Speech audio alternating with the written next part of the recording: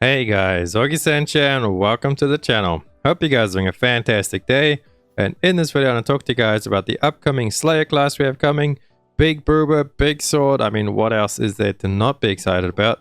So I'm going to share with you guys a couple of reasons why I think you should definitely give her a try. As if you weren't hyped for her before this video or before even hearing about her, I myself was not actually that hyped for her. And then today I sat down, I watched a long video from Zeal's Ambitions, about an hour long, on the full breakdown of the spec build, and I watched one from Saint as well, about half an hour on that one, and that was the full breakdown of the swiftness build.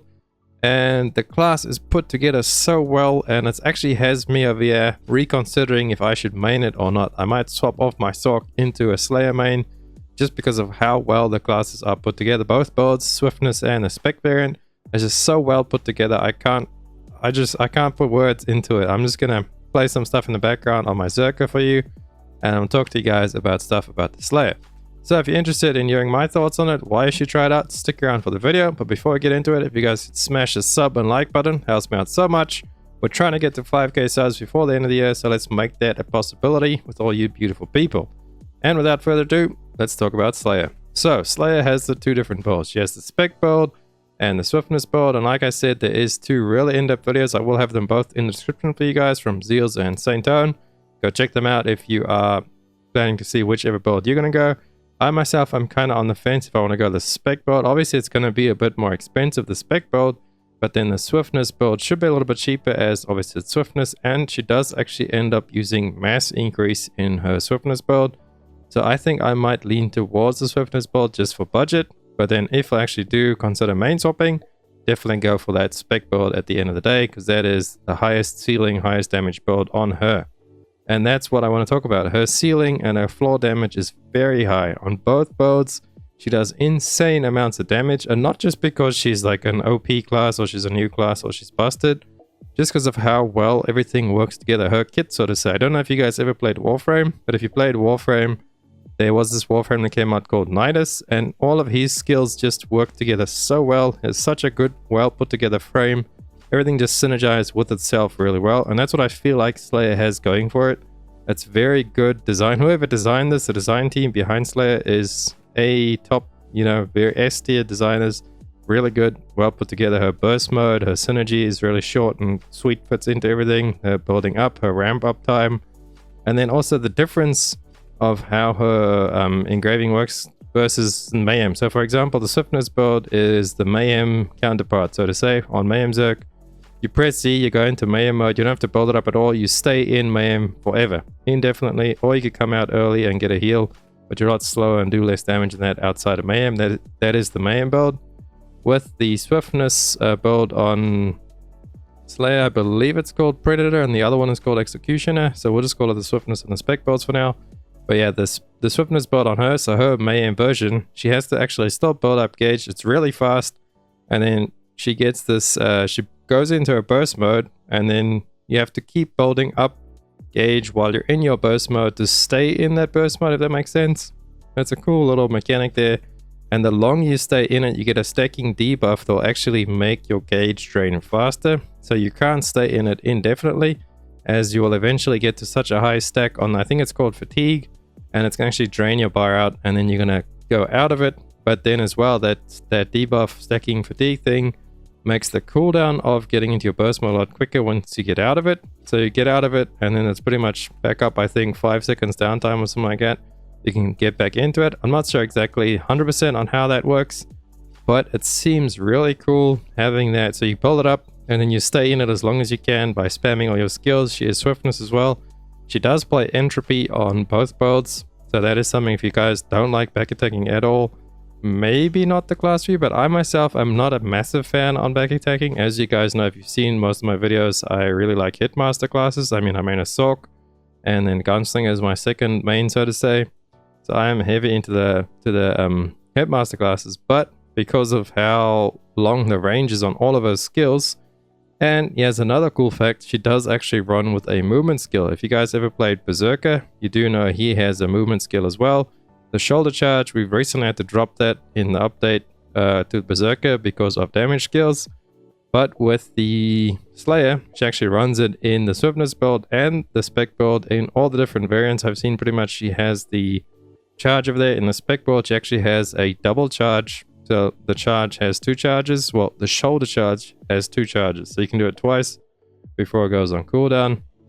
And yeah, so that's another thing there. If you don't like back attacking, she is really mobile. The burst mode gives her movement speed and crit speed, attack speed and all that kind of stuff. And here's another kicker for you guys in the Spec build. So for example, you play Blade, right? You're all in eggs in one basket on your Surge. And if you don't crit at Smudge, you got really, well, not really slow, but you are a lot slower because you run full Spec and then crit. And then you don't have anything else giving you movement speed except for Maelstrom when you use that. So most of the time, you're really slow. But with the Spec Slayer, you pretty much, you're like Death, Surge DB, but you've got your own movement speed and attack speed, which is up when you're going to do your big damage anyway. So it's really nice of just how it's built. I think it's fantastic. I just love it. It sounds so cool. It looks cool. It works well from all the videos I've seen and how it's played. She just buffs herself, helps herself. And then her Z skill, the Bloody Rush from Zerka, is actually her hardest hitting skill when you play the Spec build. I believe it's the same as BT Zerka. Brazilian Technique, he does it as well. But yeah, it gives you that push immunity. You have the crit chance on it. Your engraving actually makes it do more damage and have crit chance on it.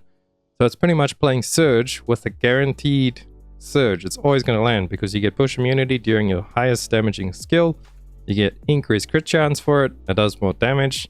It's just like playing Surge Blade, but way more fun because it's not really Smudge. You can't really miss it unless the boss completely just jumps away from you off into like Kavuki land or something like that.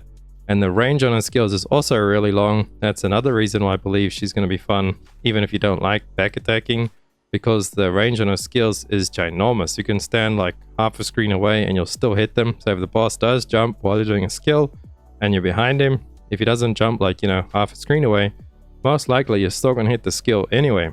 So it just, like I said again, it synergizes really well with itself. The skill set is so fun. It looks fun. It's a big boober warrior with a big sword, big titties. I mean, what's not to like? Am I right there? So anyway, that is what I can really think about. And as again, the engraving, she will be a little bit expensive on the Spec side of things. Swiftness obviously is going to be cheaper. Obviously being able to roll mass increase as well is also going to be a little bit cheaper. So she'll kind of share accessories with I believe Entropy War Dance. What's the First Intent? She does use mass increase as well. So there should at least be mass increase pieces. Because you know, if you play some classes like Master Summoner, for example, stuff are really expensive with that because not many people play it. So it's hard to find it. I believe Scout is hard to find. Sharpshooter is hard to find pieces sometimes. Just your class piece. And then that also ties into another reason why you should make a Slayer on day 1 with the free Power Pass and Hyper Express is you could just try and make one just for gold. You can get really lucky with an engraving piece, like a piece with her engraving on it. You can probably sell for quite a bit. Probably will sell for quite a bit for quite a while because she does seem to be really popular. And you could just make a quick buck off her if you don't plan on playing her or maining her. And then another point that I want to make with Slayer that I think you should give it a try is overall to get into Slayer, it doesn't look like a very complicated class, and it isn't a complicated class to just play. To play it well and to master it obviously is, but I mean it's not complicated, it's just you need the experience and you need to learn all how she works in that. But she's way more forgiving than, say, for example, a Surge Blade. I know I'm using Surge Blade a lot, but yeah, it's just a good comparison, especially for, say, a newer player comes to the game. What would you recommend to him? A Slayer or a Surge Blade? I mean, if a Surge Blade does miss his Surge or that's gonna suck. And on paper, Surge is pretty easy. I mean, you build up your 20 stacks, you hit Surge, that's it. But go ahead and try that in a raid and see how easy it actually is. You do have a lot of movement skills and that stuff, but just the clunkiness of it and the playstyle is a lot different to the Slayer, where she has her burst. You get into the burst, you do crazy amounts of damage, you got your push immune on your Surge, and you get out of it, you build it up really quickly, do it again. It's really simple gameplay. The skills have a really good flow to them. There's a couple of different build variants, like there's the 1 cycle version, the 1.5 cycle, the 1.3 I believe it was, or 1.2 or something like that. There's quite a different build variations and stuff, but overall it's a lot easier to get into than some other back attack classes for newer players. For current players, and just looks really good overall. But without me rambling on, I think that is all I have to say about the Slayer. You should definitely give her a chance when she comes out this week. We get a free power pass, free hyper express to 1460, so it will be easy to get her up and boost her up to at least maybe a low pang slave if you don't feel like pushing into her or investing into her. There you go, at least you have yourself a really cool looking low pang slave with big boobers and a big sword. Let me know down below in the comments what build you guys actually go. If you do plan on making the spec build or making the swiftness build, what you guys are most looking forward to play on your Slayer. Thank you so much for watching the video. Hope you liked it. If you did, please drop a like and a sub. Helps me out so much, and I'll catch you beautiful people on the next one. Augiesaint out. Run free and dive into the sky. Hear the wind crying